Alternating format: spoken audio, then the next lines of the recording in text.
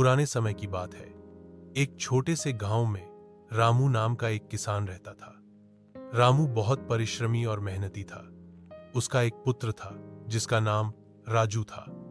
रामू ने अपनी खेती और मेहनत से अपने परिवार को सुखी रखा था।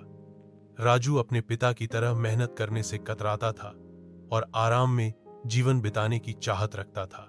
एक दिन रामू ने महसूस किया कि वह बूढ़ा हो रहा है और अब खेती का सारा भार उठाने में सक्षम नहीं है।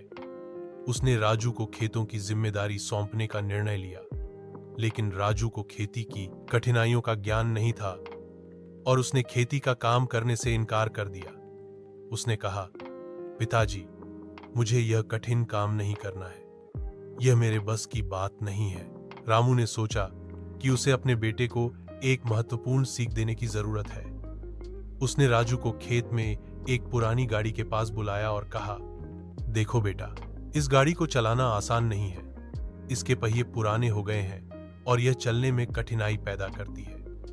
अगर हम इसे चलाना चाहते हैं तो हमें इसके पहियों को ठीक करना होगा।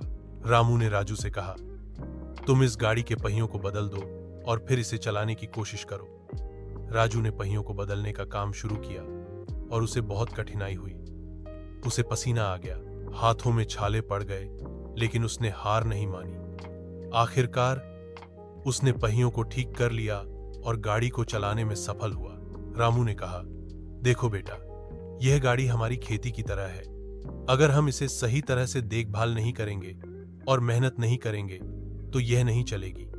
लेकिन जब तुमने प्रयास किया और मेहनत की तो तुमने इसे चलाने में सफलता पाई। राजू ने अपने पिता की बात को समझा और खेती के काम को गंभीरता से लिया। उसने मेहनत शुरू की और धीरे धीरे खेती में सफलता प्राप्त की।